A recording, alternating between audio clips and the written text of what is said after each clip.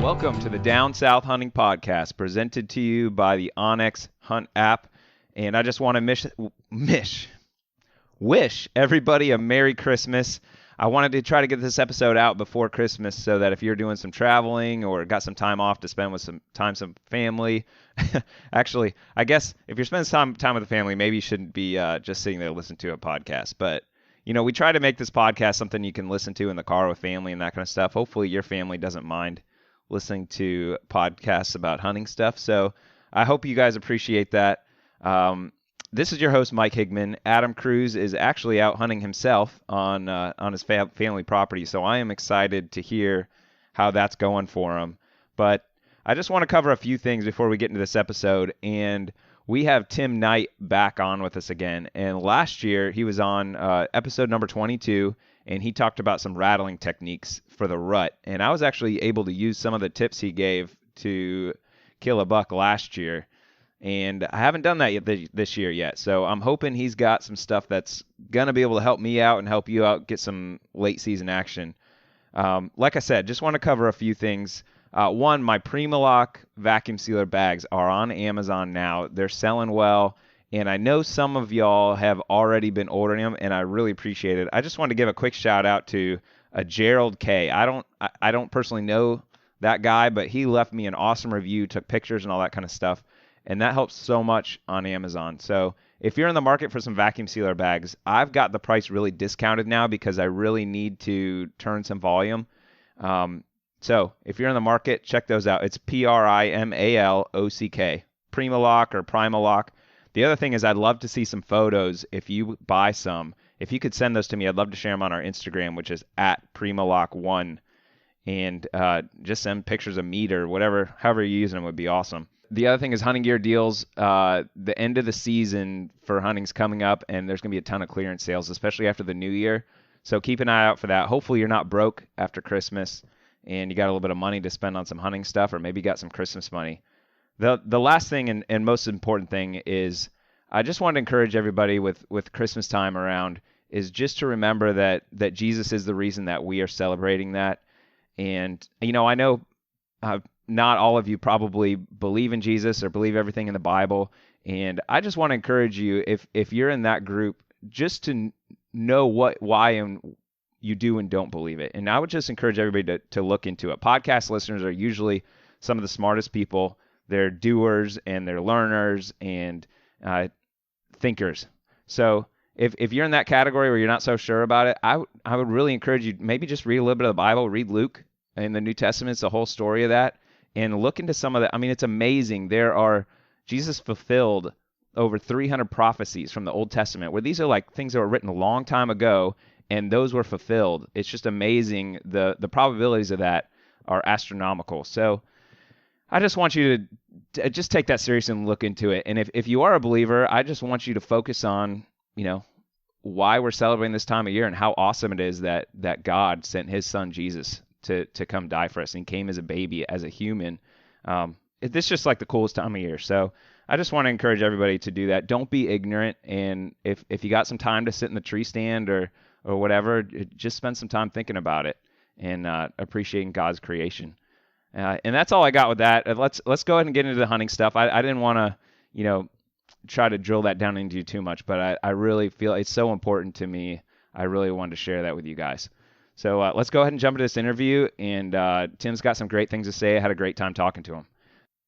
All right, I'm excited to welcome back Tim Knight back onto the podcast. He was with us back on episode number 22, and we got into some rattling tactics and also some scouting, which actually I was able to use last season to kill a buck, some of the tactics he talked about. So if you haven't heard that one, make sure you go back and listen to that. That's it's some good rut tactics as well.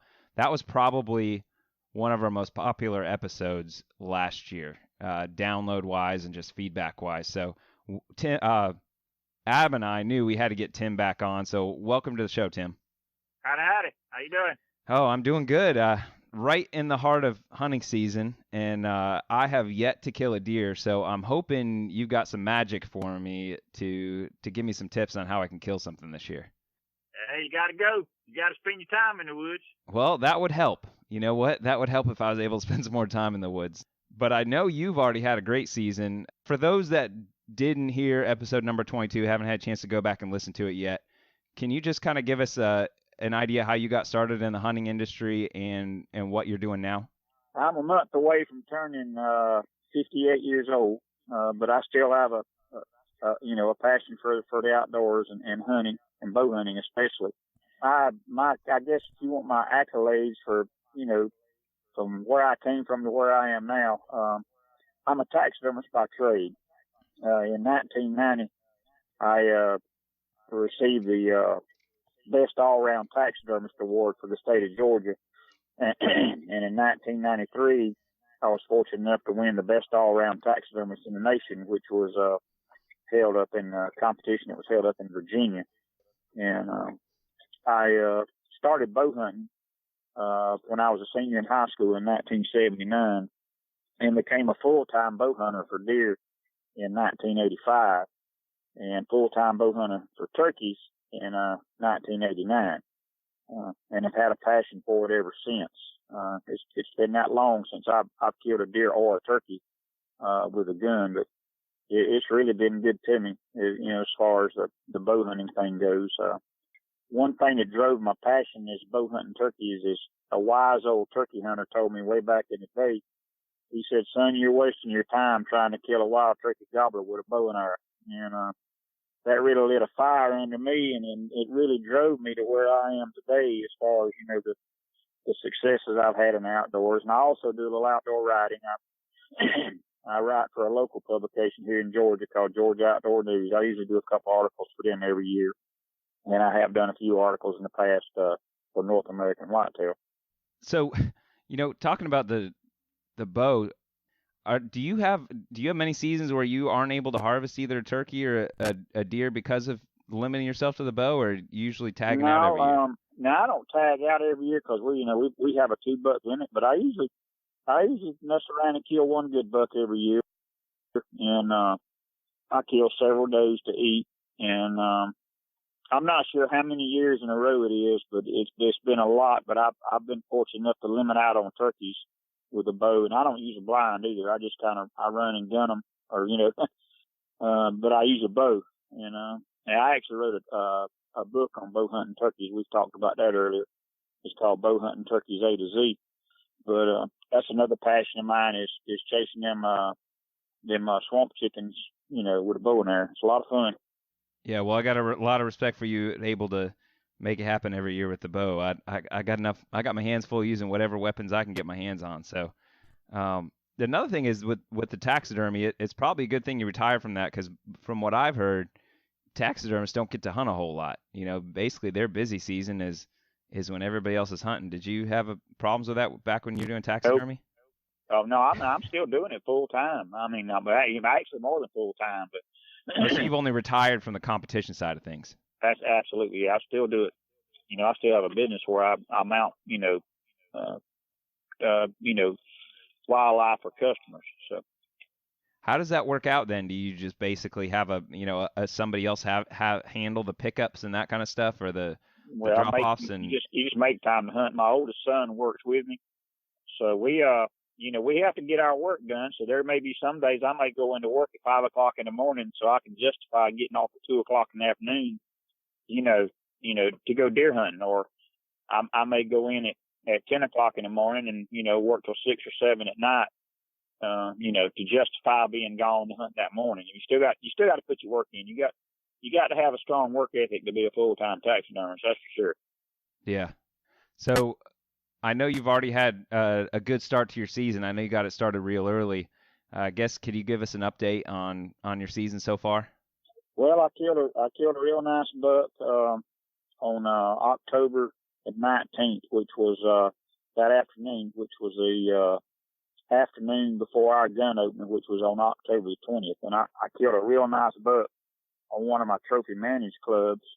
And I'm one of the only bow hunters that's in there with a bunch of gun hunters. And several of the hunters had pictures of this buck, but nobody had said anything, and I don't run cameras and I don't put out corn. I'm kind of an old school hunter, so it kind of sold a few of them up that I killed that buck. the afternoon before they had the opportunity to get after him, but they wouldn't have gone to the effort that I did to kill this deer. It was, you got to be willing to get away from the crowd. You can't be scared to walk. If you're going to try to kill a mature deer, that's been hunted and is, 6.5-year-old deer or older, that's a whole different animal if you're hunting. Yeah, I saw some pictures of that deer, and it's got some ridiculously long brow tines. That thing's a freak. And they were 9 inches. That was, of course, I didn't know he had brow tines that long when I shot him. I rattled that buck up late in the evening, and it was in the river swamp canopy. I just knew he had a big frame. I wasn't trying to count points. I could just tell he was he had a big rack. So I shot him, and, of course, you count points afterwards. But I actually thought I'd shot 125, 130 inch 8-point. Didn't realize it was a 10. Didn't realize he had brow tines like samurai swords. So did you know, based on sign or anything, that there was a big buck in the area? Or I guess, can you just walk us through the whole hunt, like how you went from choosing the spot to setting up and that kind of stuff? Yeah, it's several things. It's number one is knowing the property. It's knowing the land.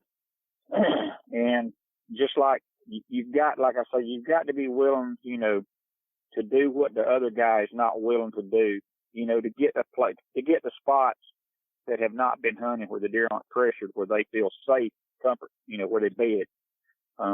According to Google Earth, we looked at it later, but from where I parked my 4-wheeler to where I walked, it was 1,270 something yards, 1,275 yards from where I parked my 4-wheeler to where I walked into the swamp with my climber and slipped up a tree. I basically just slipped up in that deer's bedroom and was able to get up a tree and rattle him up and kill him without him knowing I was there. That deer had to have been bedded within 100 yards of me when I got up in the tree, for him to get there as quick as he did after I rattled. Just fortunate enough to make a good shot. He ran about 30 yards and piled up. But then it was a marathon then, because I had to walk back out the 1,270 yards to my 4-wheeler and go out to the hill to the gate and get my son that I had called to come help me. So then we had to go back down in the swamp on a 4-wheeler, walk back 1,270 something yards to my spot. And I had called a friend of mine. I was about 200 yards off the bank of the river. So I told my son, I said, we got a choice. We can call this fellow to come help us with a boat, and we can drag him 200 yards to the river. Or we can drag him to cut a pole and field dressing, and we could tote him back 1,270 something yards back to the 4-wheeler. So we chose to call the buddy with the boat. And sounds like he's got one of those. Sounds like the right decision. Yeah, he had one of those, one of those duck boats that's got a surface drive motor. What's called the Mud Buddy, I guess. Yep. But anyway, he was more than willing to. And there's a boat ramp on the opposite side of the river, a couple of miles from where we were, so it really wasn't that bad a run. And he said he'd be more than happy, to come help us load the deer. So we drove the deer to 200 something yards to the river, and then I contacted my local game warden, because here in Georgia, we've got a thing now to where you can electronically tag the deer, where you do a game check on your phone and they give you a confirmation number. Well, just, to make sure everything was legal, I did all that, talked to the game warden, told him I had another guy that was taking my deer out for me. And I sent him the confirmation number, and I sent him a picture of the deer, and he said that was fine, appreciated, me telling him. So then me and my son, once we drug the deer to the river, we had to walk back to my spot where I killed the deer and get my span and my bow, and then walk back to the 4-wheeler and ride out. But I shot the deer at, I don't know, probably 5 minutes to 7, and it was almost midnight when I got home. Yeah. Well, that's a night worthwhile, though. Oh, absolutely. But that's, what people don't understand, just like this spot, when you're hunting on a river like that, you're coming in from the hill. If you hunt in the morning time, with an ATV or whatever, you cannot get behind the deer. And, early in the morning, at daybreak or before daybreak, if you crank up a 4-wheeler or an ATV and you go down in the swamp, every critter in there can hear you coming for miles. So I prefer to do my hunting in the afternoons to where the deer are already bedded up, and I can get in front of them and catch them coming out. You see what I'm saying? Yeah. Yep. And that's what I did on this deer, and it worked out, I just knew an area they liked to bed, and like I say, I slipped in there with that lone wolf climber and slipped up a little old cypress tree there that I could climb real quiet. And I was hunting in a spot that if you put a rifle hunter in there, he'd be mad as everything because he can't see far. Yeah. It's an old slough in there that's got a bunch of those bell-bottom cypress trees in it, and they couldn't cut those trees because of the SMZ laws, along a waterway. So okay. I had a spot in there that was about 30 yards wide and ran about 70 or 80 yards long. But if the deer didn't come across the slough or walk up and down the slough, I couldn't shoot him because there's a big privet thicket on both sides.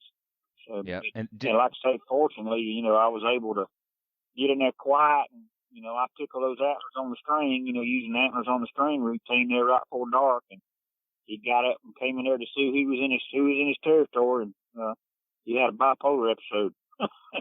Yeah. And bipolar is the line of broadheads you sell, right? Yeah, that's it. That's the broadhead that I make. It's a hybrid head. It's a half fixed and half expandable. It's got a little over 5 inches of total cutting surface. And it just creates a devastating wound channel. And where can people find those?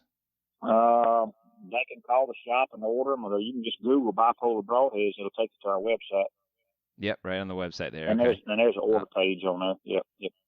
I originally designed those broadheads to bow hunt turkeys, but come to find out, they're absolutely devastating on anything you shoot with them. And I guess the point they open up every time, right? They're not designed necessarily to just. I know it's a combo because you got two short fixed blades and then you got the bigger blades as well. Yeah, it gives you the toughness of a fixed head, but it gives you the hemorrhage capability of a large expandable. Right. Okay. I get that question all the time. Is it fixed or is it expandable? And I say, yep. They say, which one is it? I say, expandable. Both of them. Yeah. It's a fixed expandable. Yeah. So going back to the spot, how did you originally find it? Were you doing map scouting first and walk back there, or you basically walked this whole property? Well, if you have them, one of the best things you can do as a bow hunter is learn your property. And one of the best ways to learn your property, especially if you have hogs, is to just stalk hogs in the off season where you're on your feet walking the property.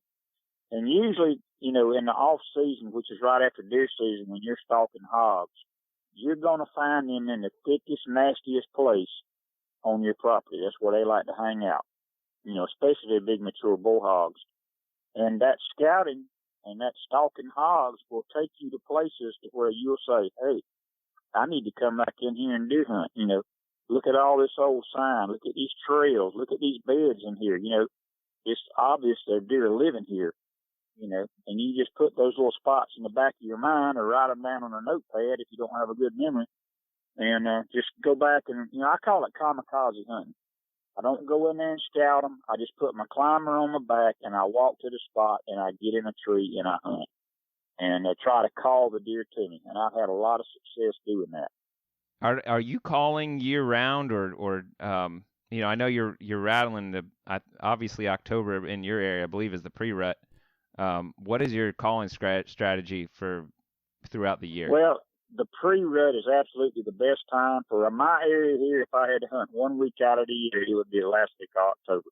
That's prime time. However, any time a deer are hard horned, they're liable to respond to rattling. You get to this time of the year to where most of the does have been bred, but the yearling does are going to come into season for their first time.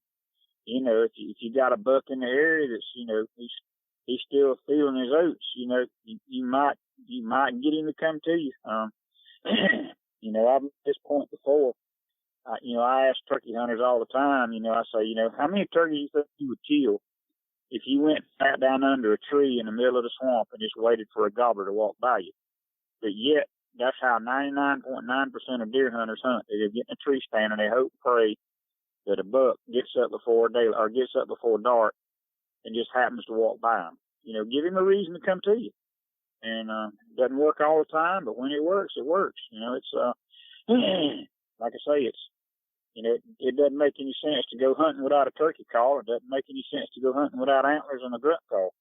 How often do you feel like you end up getting busted because of because of calling? Like there's already a deer in the area and you're, drawing unneeded attention. Well, I don't want to say unneeded. You're drawing attention to it's yourself. going to happen. I can't give a percentage on it, but yes, it does happen. But then you got to think, if that deer hadn't responded to your calling and you spooked him, you wasn't going to see him to start with anyway. You gave him a reason to get up and come investigate. If you just sat there quiet, he'd Right. never know you were there. I would have never killed that buck this year if I'd have just climbed that tree and sat there. He heard that rattling, and he just assumed that there was two small bucks in there. It was cutting up in his territory, and he came in there to investigate it, and he got him shot. I mentioned this earlier. Last year, after we talked, I tried some rattling a little bit before last light. I think there's about 20 minutes of light left, and this guy 5 minutes after I rattled showed up. And I was hunting a field, but this is a field edge. But the area I was in is really unpressured. Nobody else was hunting it but me. So, and I had a good idea where I thought they'd be bedding. So, I can definitely say in that case it worked out for me. But I'm hesitant to. I don't want a deer that's coming anyway to then be looking for me. So when you're choosing a spot, when you're scouting and you're setting up, do you have in mind that you're going to be calling and rattling? So you try to have some type of barrier downwind of you to keep them from walking downwind before they show up? I mean, if you got just like this one place I went, I mean, I was on the high bluff of the river, basically, and he was in a privet thicket, and I had an east wind, which was blowing from the river towards me. You need to play the wind. You just can't go in there haphazardly. But there again, the nature of a mature buck, if you rattle him in there, a lot of times he's going to try to get downwind, and wind check you first. It's just, like I say, it's so in some instances it's just a crapshoot. But otherwise, if you just go sit quiet in the woods, what are the chances, of a deer just happening, a trophy buck just happens to get up and walk by you. When he gets up out of his bed, he can go in 100 different directions. Why not give him a reason to come towards you? And I think we talked about this last time, but you're not typically hunting these spots more than once or twice a season. You're hopping around quite a bit. Because a mature buck is like a big boar hog. He's a loner and he's a roamer. In fact, this buck I killed, there's one farmer has got pictures of this deer over 2 miles from where I killed him.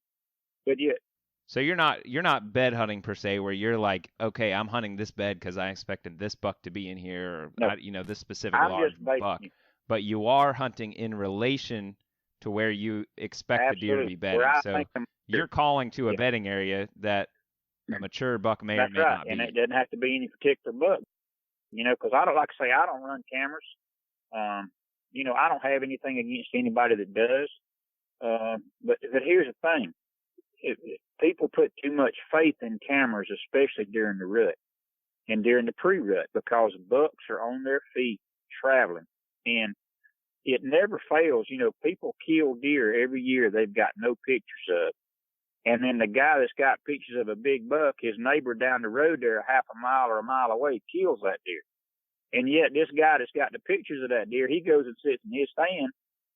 Just like in our club, we had several club members that had pictures of that deer. Well, every one of those guys was going to go sit in his stand and hope he killed that deer. I mean, it's a crapshoot during that time of year. And if I could say one thing, don't put all your marbles in that one basket. It's kind of like a roosted turkey. Roosted ain't roasted. Yeah. And I'll say this too. And in some ways, cameras can cause animosity between other hunters. And how many times have you heard this? Oh, you killed my deer. No. Yeah, I had pictures. I had 40. No. I just happened to kill a deer you happen to have a picture of. That's what I did. Yeah. And, people need to understand that picture that you got on your camera doesn't give you ownership to that deer. I mean, it's all the club members' deer. And, and some of them are going to get killed off the property. And then there again, you're going to have pictures, or you're going to have deer that get killed on your property that nobody's ever got a picture of. And then you got to consider this. The deer has got to walk in front of that camera for you to get a picture of. Now think about how many times this might happen. The one day you decide not to go hunting, you get a picture of a giant buck on your camera. That happens. Okay. Yeah. And you could probably sit there every day for the rest of the season and you'll never see that deer again because he only came through there that one time. And I say that to say this. I don't know how many times I've heard hunters say, I'm not going to hunt my stand today or that stand. I don't have any pictures of big bucks. Well, you know, that deer, a big buck may not come through there but once. And then again, if he comes through there, he's got to walk by your camera. He could walk 50 yards behind it, or, you know, he's still where you'd see him and kill him from the stand. But that's what I say. You can't put all your faith in a camera. Just because you don't have a picture of a big buck doesn't mean there's not a big buck coming through there. You know, true, but it may not be a good spot as well. Yeah, well, and then you might need to find a new spot instead of hunting. I don't know. If you got a picture of a big buck, that might be the only one you ever get. That might be the only time he comes through there.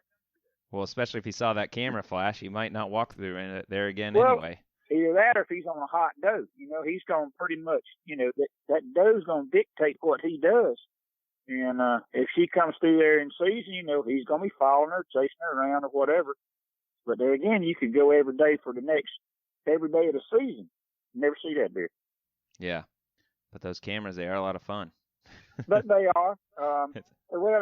But they can cost you deer too. So. Well, in some instances, they give hunters false hope. Just because, you know, it's like I say, just because he's roosted don't mean he's roasted. Just like with turkeys. And there again, like I say, you could have big bucks coming by your camera that you're just not getting a picture of. He's there. And I've seen this personally with my son. Now, my oldest son, he religiously roosts cameras and corn. And since they made it legal here in Georgia. But there'll be times mature bucks they'll stand offish. The does will come right up there and feed in the corn. And the buck will stand off in the distance and watch. Yeah. He won't come to the corn, you know. And he don't come in front of the camera. And you're sitting there going, Daddy, you think he's a shooter? Daddy, how big do you think he is? I can't see him good, you know. So there are some instances where animals, you know, mature bucks will shy away from a bait side or shy away from a camera. Yeah. Well, and I'll tell you this, if all it took was getting a picture of it, I'd have a wall full of trophies. And I can tell you I don't. Absolutely. So. Well, you know, there again, I don't run cameras. I never have. I'm just an old school hunter. I like to read the sign. I like to, you know, basically figure the deer out. I figure out their pinch points, their bottlenecks, and their travel corridors, no matter what kind of property it is, whether it's a high bluff on a river, or it's a privet thicket, or it's a clear cut, or planted pines that meet hardwoods, just anywhere that's a natural barrier or border for a deer to travel. That's where I like to be, especially if it's a bedding spot. Okay. But see, like this time of the year, you really need to concentrate. I got a spot that, you know, we've had a tremendous amount of rain here lately. I hunted 2 afternoons over the Thanksgiving weekend, and the Wednesday afternoon after Thanksgiving, in the same spot, I saw 7 different racked bucks in those 3 afternoon hunts. In a spot where it's just a big privet thicket on the river, and there's an oxbow lake that creates an island, and those deer, and it's on a high bluff, and those deer are bedding on that island behind that oxbow lake. And you know the nature of the river basin, unless you got a high fence, those deer are going to migrate daily up and down the river. So seeing different deer every day, and since we've had all this rain, the river has jumped up. And I've been chomping at the bits to get back and hunt that spot, but I can't get to it because the water's got me cut off. Now, it's not underwater where the deer are at. It's just underwater that I can't access it, you know. There's a couple of big creeks. Sounds like you might need to get that buddy with the boat involved. Well, yeah, that too, but, you know, when the river's 25 or 30 feet, it's just not safe to navigate it, you know, with anything really. I mean, when it's that there's trees all over the place where they're not. Yeah. And it's just, you know, it's just not worth the chance. You know, hopefully, I'm hoping I'm gonna be able to get in there this Saturday and hunt it again. I'm just really chomping at the bits to do it. Okay, so I got a couple more questions before we get into these late season tactics. Tell us a little bit about this club you're in. So you mentioned it's a trophy managed club a little bit. Yeah, what kind of property is it? How many guys are in it? What are you guys doing for trophy There's management? about 12 of us in the club, and we've got like a high fence without a high fence. We've got the river, the interstate, a major highway, and the city limits of Dublin that blocks us off. And then we just got a natural cube there with those natural borders. And I talked the landowner who's in the club with us. I talked him into it 3 seasons ago to us going to a 1 buck limit because we were having too many of those. I thought he was bigger deer shot, and going to that 1 buck limit pretty much ended that because if you pull the trigger now on a buck, you're done for the season for that property. You're tagged out. Yeah, yeah. So, and how many acres is that? It's almost 2,000. I mean, it's a pretty good chunk. And then we've got a couple of neighboring landowners that manage with us, so everything together is about 3,000. Okay. Yeah. But you got 2,000 acres, 12 guys on it, yeah. so that's, I don't know, 80 acres a guy or something like that. I'm always curious how different clubs are run. Yeah. And what kind of trophy management do you have? Minimum points or any kind of that stuff you guys are doing to try to get these bucks to mature age? Yeah, it's we pretty much 125 inch minimum unless it's just an older mature buck, a cull deer that needs to come out. But there again, if you choose to burn your buck tag, even with a guess, we have a guess policy. You can bring a guess, but if your guess shoots your buck, then you tagged out. We do make an exception for things. We call it a legacy rule, and what that is if you have a son or that's under 16 or a grandchild that's under 16, they can shoot a buck if they want to, but that's a one-time only thing. If they've never killed a deer and they want to shoot a buck, then they can do, because we don't have, that's only going to be a handful through a lifetime. But now we also have this thing called buck of a lifetime. Just like me, I killed a great deer this year. Now the chances of me killing a bigger deer than that are probably not existent. But just saying, if I chose to, I could continue to buck hunt. And just say I saw the god awfulest thing I ever seen in my life. Buck of a lifetime, 150, 160 inch deer on here. I can shoot him with no penalty. But that's a one-time thing. I can never do that again. So, and that's just to pacify the members that were saying, why do we have to adhere by a 1 buck limit when the state limit is 2 bucks?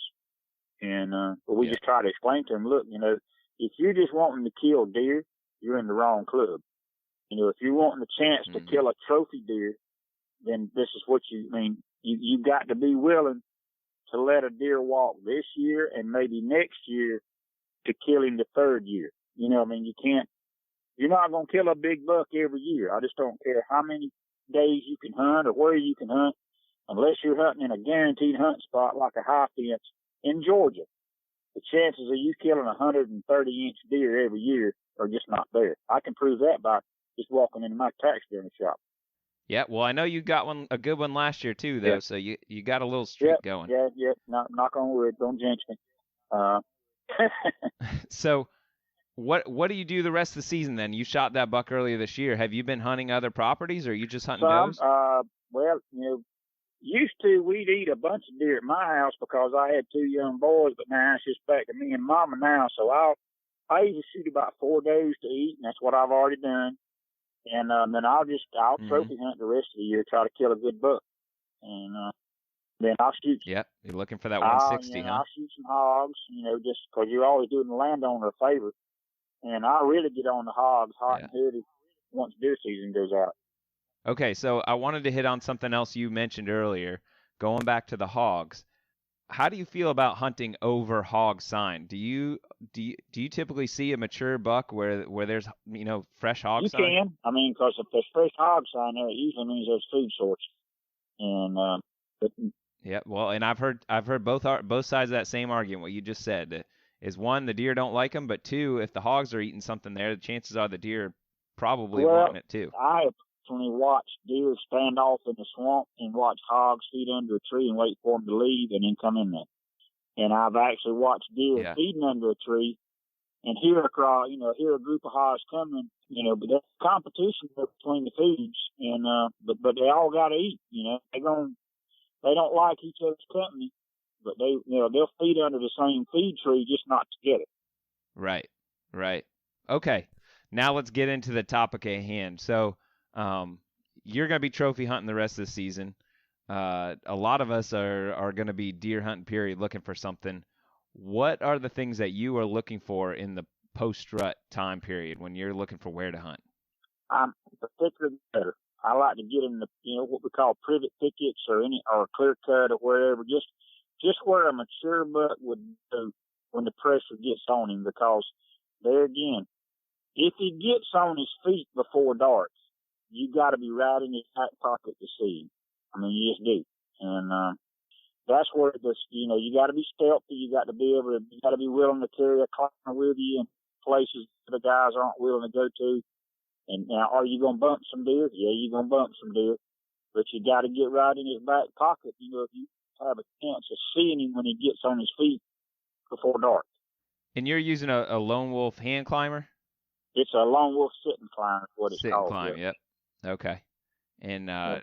And that's, do you do anything to silence that anymore, or are you using it about just straight out of the box? No, that's, I've hunted out of a lot of climbers, but I'm going to tell you what, I've been hunting out of the lone wolf since they came out with the original lone wolf sit and climb, which I have the original. And, there's not a quieter, more stealthy climbing stand on the market. As long as you climb sweet gum or, you can climb some of the hard trees like oaks and hickories, but you just don't want to climb a shagbark hickory. You don't want to climb a pine tree. You can't, you can't get up those quiet. But boy, a sweet gum, you could close your eyes and be 30 yards from me and you'd never hear me go up that tree. Do you typically know, I guess you kind of know the edge of the bedding area. So how close to that are you trying to get? I guess as close as possible. I try, me personally, in my mind, I'm trying to get within 100 yards of that buried deer. Okay. That's where I want to get. I want to get right in his back pocket. Do you have it often where you're able to see him, but they just don't get within bow range? That happens very seldom because most of the places that I hunt, if I see, he's in bow range. Yeah. I mean, that's just the way it works out. I mean, just like I said, I've mentioned this before. If you would have taken a gun hunter and put him in there where I shot this last buck, he would be grumbling. He'd be going, man, I can see 20 yards in here. I ain't got no business sitting in here. And that's the mentality of most gun hunters. They want to sit where they can see a long way. And, that's a mistake in my book. You got to sit where the deer at. No matter how far you can see. Are you typically looking for a food source as well where you're hunting at, or are you just getting close to bedding? I'm not really considering. I'm not considering hunting near a food source. This time of year, I'm strictly worried about where that joker is spending the majority of his time, which is in a bed. He's going to be bedded up, and there, most times bucks are trapped, and they can travel a long way quick. So they better sell them going, bed close to a food source. They're going to go where they feel safe, and then when it gets dark, they're worried about going and getting something to eat. So you're hunting the best funnel within 100 yards of a bedding area. Of a major ideally. bedding area. Absolutely, yep.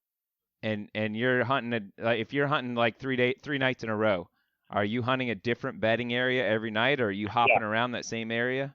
It just depends. Most of the time, I'm very seldom going to hunt the same spot 2 times in a row consecutively, just because you just alert the deer that you're in there, Yeah. And your best time to kill him most of the time is the first time you go in there. I mean, it's just a fact. How does your club work as far as do you guys have a peg-in board, or where where basically everybody else has been hunting, or you just ask them where they've been hunting? I imagine you try to work off of everybody else's pressure as well.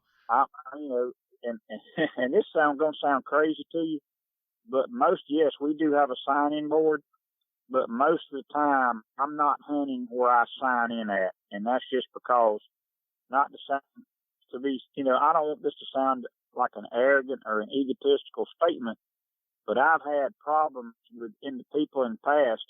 If they see me signed into a particular spot, they somehow or other show up in that same spot a few days later. Yeah, well, I know a lot of guys will on those peg-in boards. It'll just be more like a general vicinity, like, hey, Yeah. I'm over here somewhere. Yeah, But most of the time the way I hunt, especially on a club, where you get competition for members, I'll usually sign in maybe let's call it the general area. But usually, yeah, I don't know if you want to be too specific. These club members might be listening. Exactly. Yeah. But usually once I get in the stand, I screenshot my spot on Google Earth, and I send it to both my boys so they know exactly where I'm at, just in case something happens. Right. Yep. And I guess they haven't stolen your spot too many times, huh? Oh yeah, my boys, they all listening. Y'all can go watch this hunt. Yeah, well, it's you can go on Facebook and just type in Genesis Archer, and it'll take you to his page, Josh Knight, JOSH. Yep, and that's his hunts. He's been filming his hunts. Yeah, right? that's him. That's my oldest son. Yep. Okay, cool. Yeah, and I recently saw one of those that said it was a bipolar production. That's his video, right? That's it. Cool. All right. Well, I think I've exhausted my questions for now. Hopefully, I'll be able to put in some of these, get close to these bedding areas and get on a buck before the end of the year here this year. I really appreciate you taking some time to talk to us again. Sure, absolutely. Good luck the rest of the season getting that trophy buck. All right, sounds great, bro. All right, thanks a lot, Tim. And we can find you on your people can connect to you on Facebook, Tim Knight. Yeah, you can find me under that, or you can go through Bipolar Broadhead. I'm a real easy person to find. I'm not hard to find, so you can do Bipolar Broadhead, and go to my Facebook page or look us up at Knight's Wildlife Studio on Facebook. Yep, and I guess if somebody's interested in your taxidermy as well, Knight's Wildlife Studio. I'm gonna go ahead and sign out with you. I really appreciate it, Tim, and let me go ahead and wish you an early Merry Christmas and Happy New Year. Y'all too, and it's good to talk to you. All right, thanks a lot, Tim. Have a good night. All right, y'all. Adam and I are gonna try to get together before the end of the year and try to summarize how the year's gone with hunting wise, and we got a lot of stuff to catch up on. Adam and I have been doing some hunting. Hopefully between now and the time Adam and I talk, I get some venison for the freezer. That's my main goal for this holiday time. So good luck to you guys. Merry Christmas, and we're out down south.